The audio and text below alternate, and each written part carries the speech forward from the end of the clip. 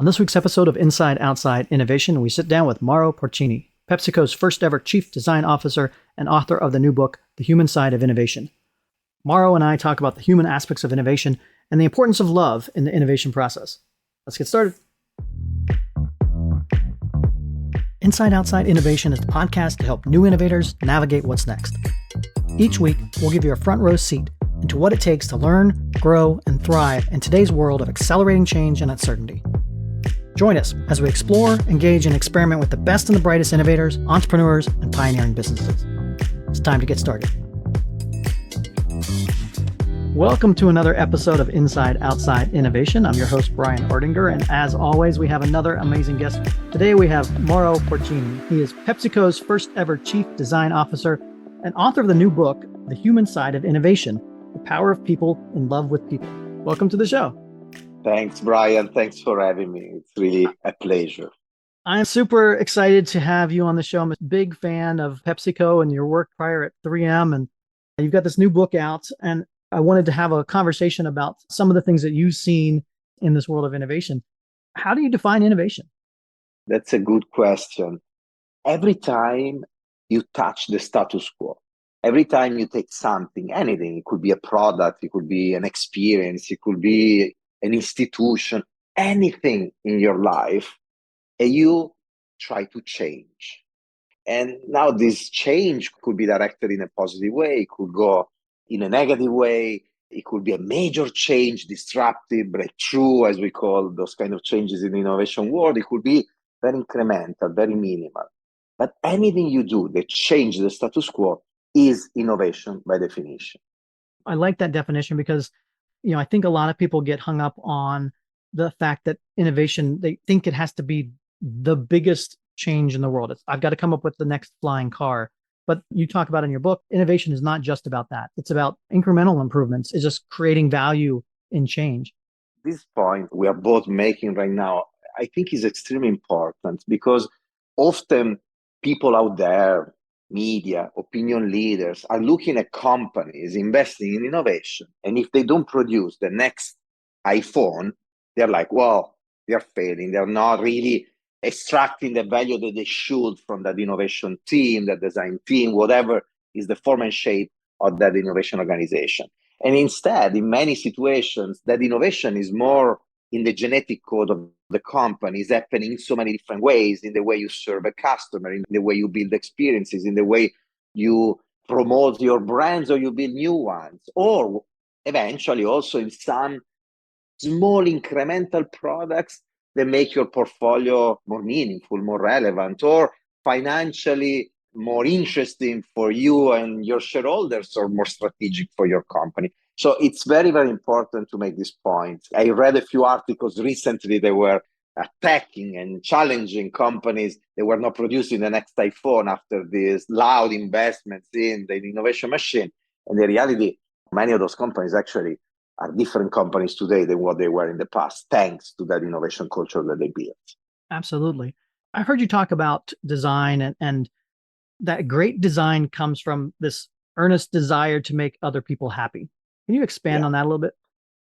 That's how everything started thousands of years ago, when the first act of innovation or design, because for me are exactly the same thing, happened.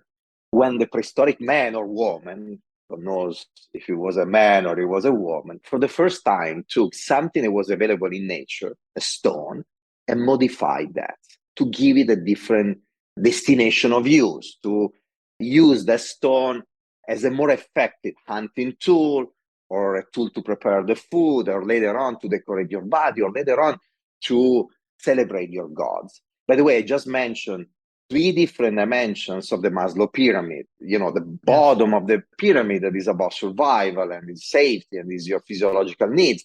The center is about self-expression and the connection with others. And then the top that is about something that transcends yourself, is bigger than you. And so already those utensils made out of stones were serving specific needs. They were all about fulfilling, reaching your happiness. Because the Maslow pyramid, at the end of the day, the needs pyramid is all about reaching what we call today happiness, if you work in all these dimensions. So already back then, innovation or design was an act of love. This is how I start also the book. Innovation is an act of love, an act of love towards yourself if you are creating this for yourself. But obviously, already back then, we were organizing little communities. We have people around us. We wouldn't have the concept of family yet, but you were creating these products also for the people around you. It was an act of love for them as well. And then you started to create more and more products by yourself. At a certain point, there were so many products that you needed help. You needed to start delegating the creation of those products to other people. And then over the hundreds of years and thousands of years, we started to organize ourselves in different kinds of communities. We invented the idea of work, we invented companies, then later on, brands. And so what happened when that started to happen is that essentially you start to put scale, literally scale, between you, innovator, and the people that you love and that you are serving. The scale placed a distance between the two of you, and the love started to get lost in translation, in the scale. And instead of love, you started to change love with profit and financial revenues and other things. And so in the name of profit, eventually you could create products that eventually were not ideal for the people you wanted to serve, but products that eventually you could extract as much financial value as possible out of. And so this is what has been happening for hundreds of years more recently, that we are surrounded by so many mediocre products and services and brands and experiences because they were created in the name of profit instead of the name of love. What is changing today is that we live in a world where if you don't create the ideal, extraordinary, excellent solution for people's needs and wants, the solution could be, once again, a product, a service, a brand, or an experience, somebody else will do it on your behalf. Why this was not happening 20 years ago, 30 years ago? Well, simply because if you were a big company, you could protect your product with big barrier to entry, made of scale of production, of distribution, and communication. Today, instead, anybody out there can come up with an idea, get easy access to funding through Kickstarter.com or the proliferation of investment funds that are hunting for the next startup. The cost of manufacturing is going down, driven by new technologies and globalization. You can go straight to your end users through the digital platforms to sell them stuff through the e-commerce channels and to promote your products through social media.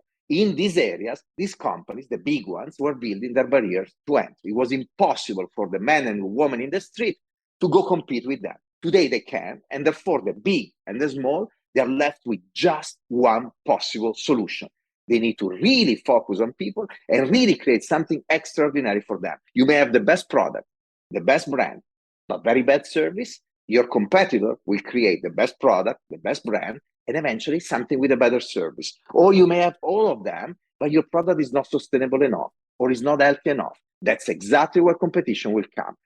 Thank God, we live in a world where the big and the small need to do just one thing, to create excellence for people. There is no space for mediocrity anymore. You cannot protect the mediocrity with your old barriers to entry anymore.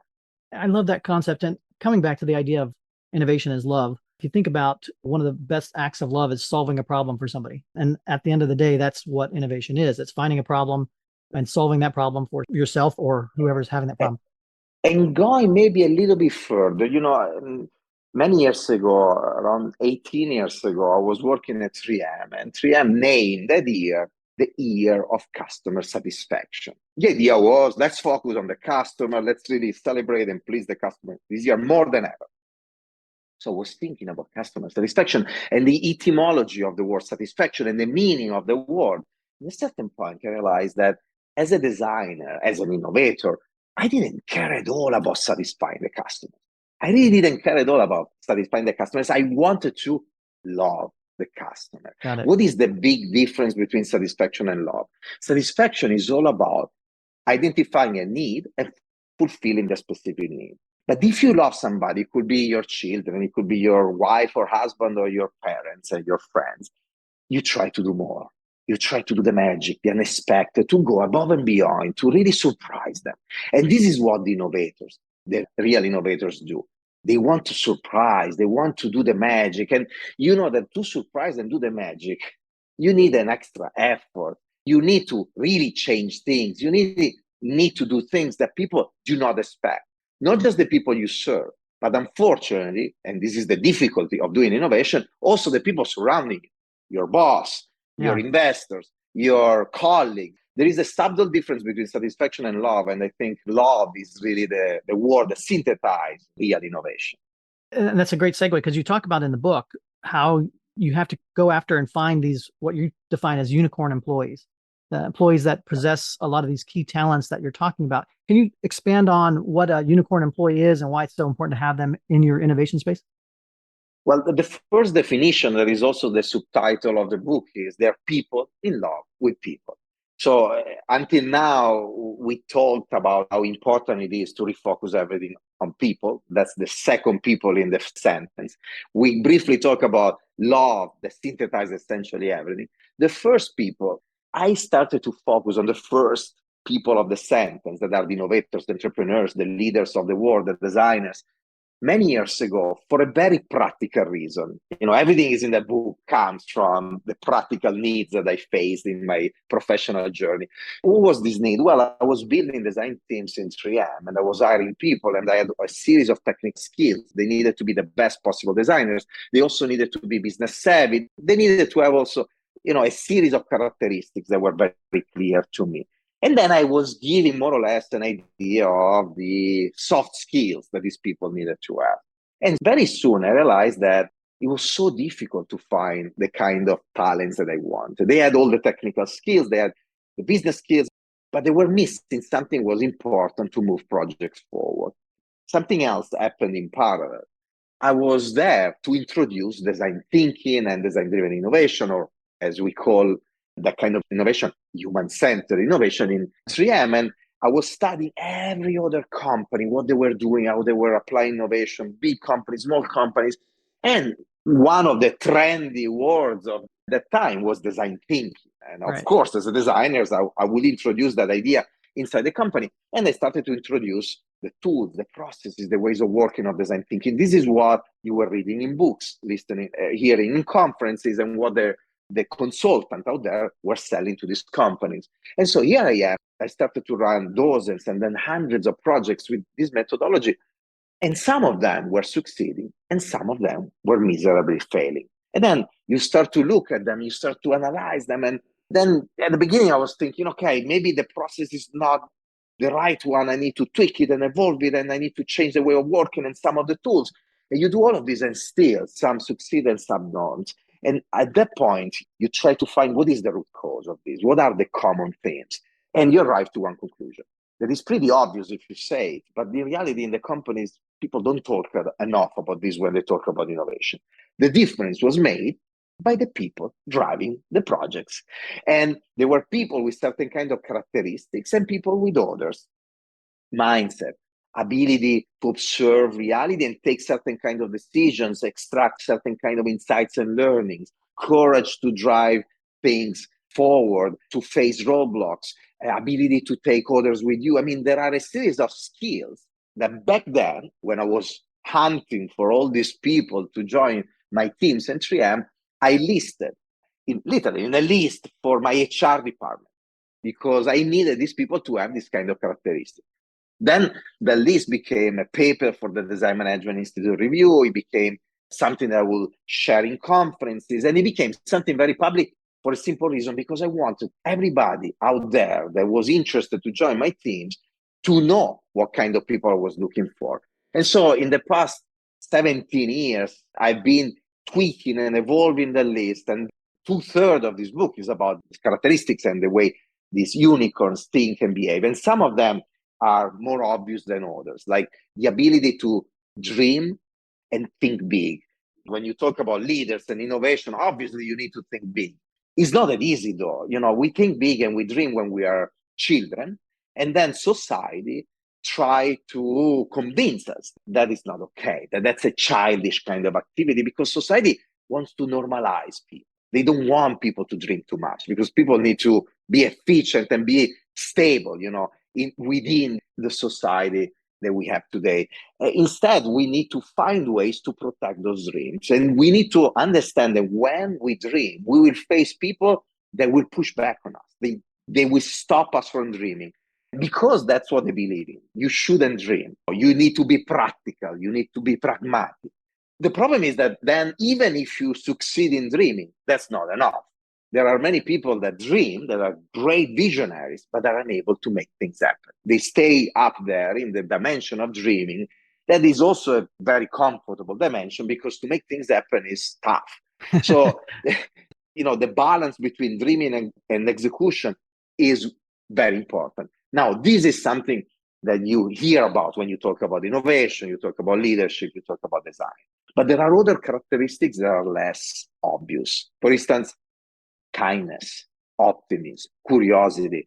How many times you heard a CEO or a business leader, an hiring manager asking, is this person kind person, or is this person curious or optimistic? And there are many others. Again, there are 24 traits of these innovators. And in my, again, journey, I found that these characteristics are what made the difference in my teams. At the beginning, even before I started to create this list, they were kind of intuitive. People love to be surrounded by people that are similar to them. So Right.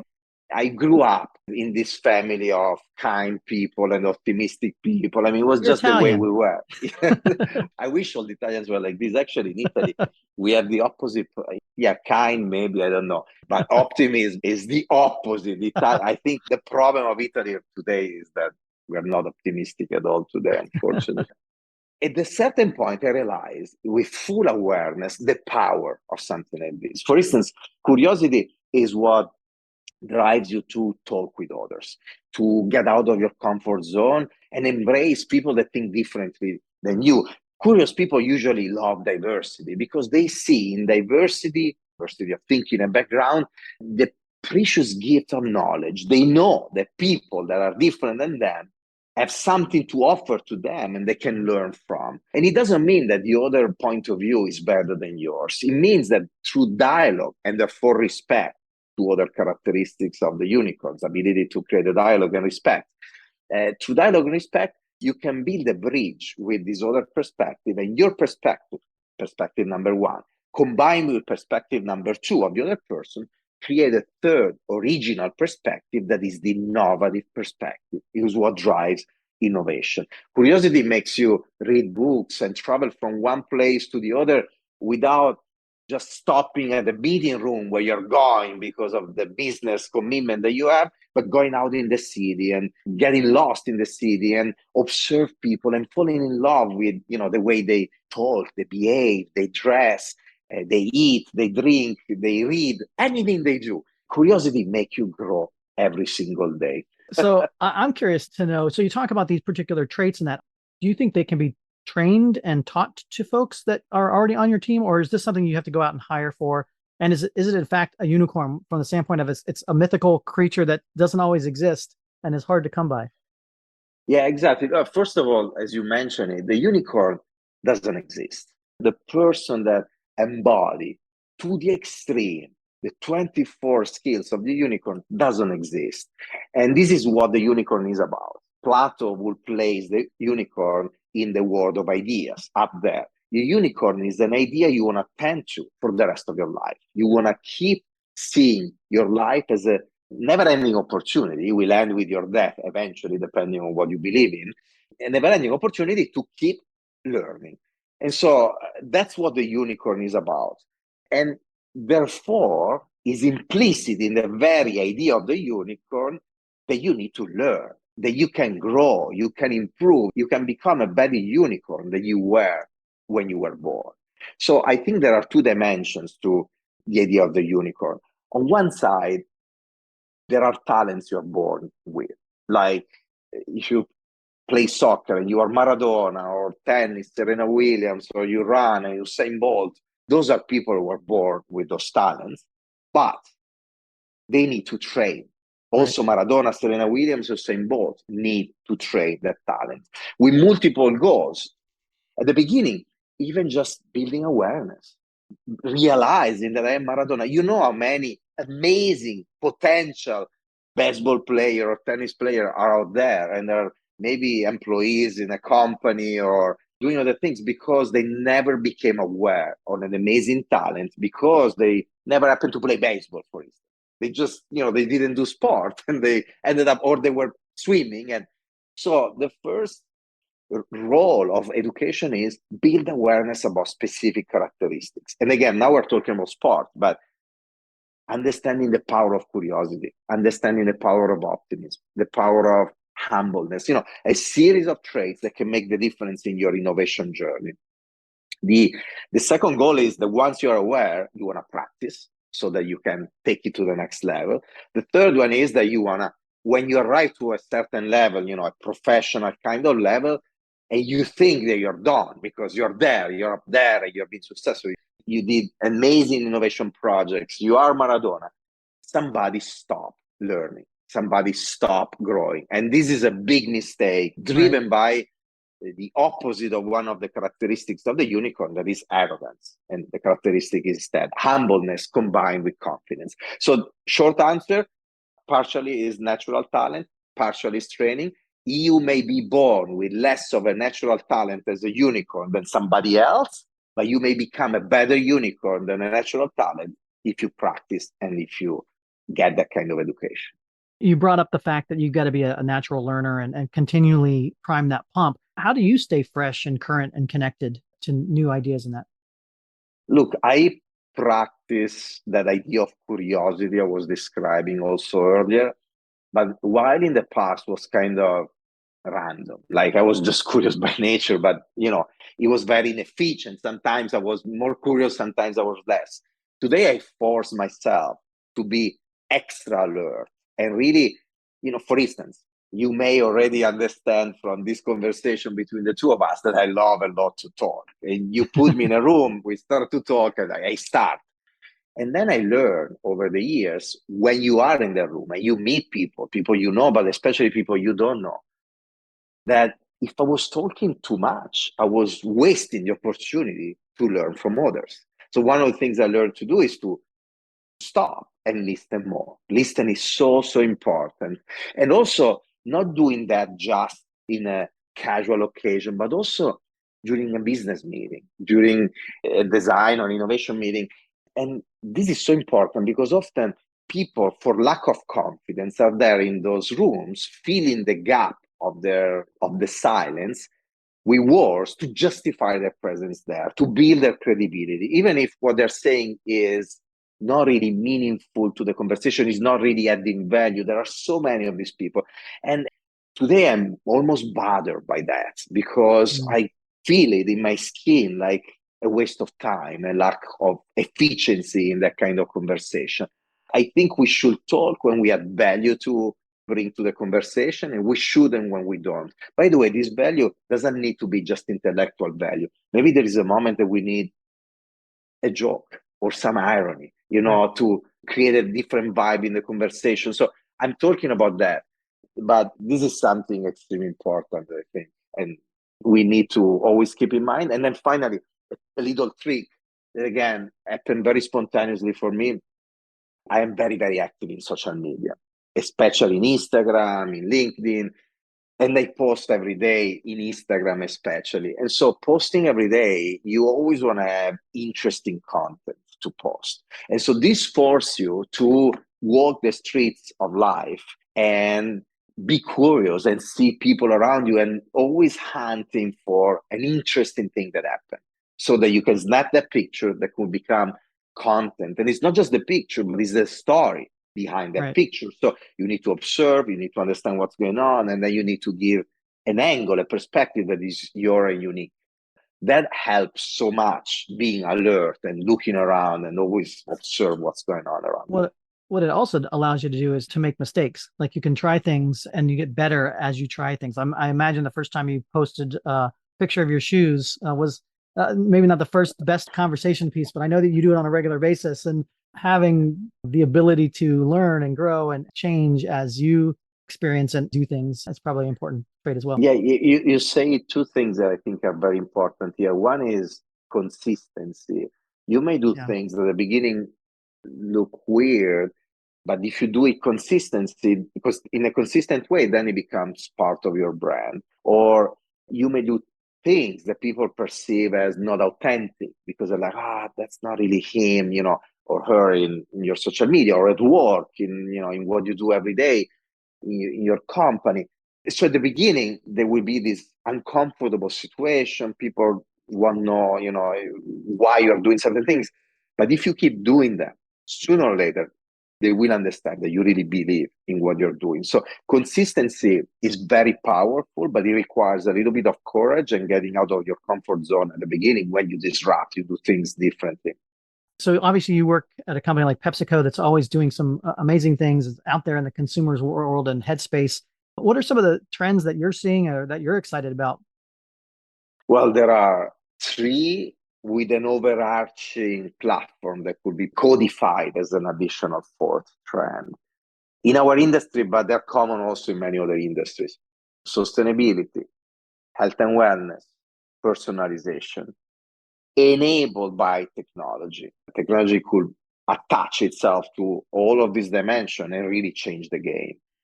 Sometimes people ask me, well, you've been 10 years at PepsiCo, you were 10 years earlier in 3M, where do you see yourself in the future?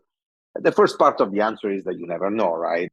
I was not planning to leave 3M and then it happened. But I'm not planning to leave PepsiCo anytime soon. And one of the reasons why, since 10 years, I'm doing exactly the same job and I could keep doing the job eventually for 20 more years, is exactly these four challenges that I just named. We are working in an industry that is in evolution, is changing, and companies like PepsiCo give people like me the platform to reach every day billions of people.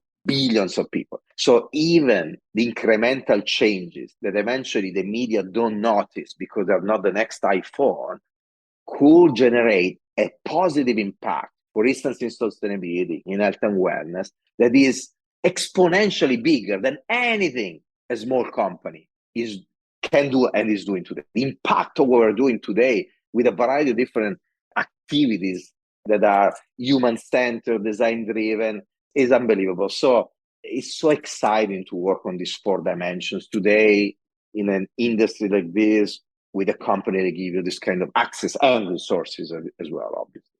It's exciting times we're living in for sure. And I really do appreciate you coming on Inside Outside Innovation to kind of share your thoughts. I'm really excited about the book coming out.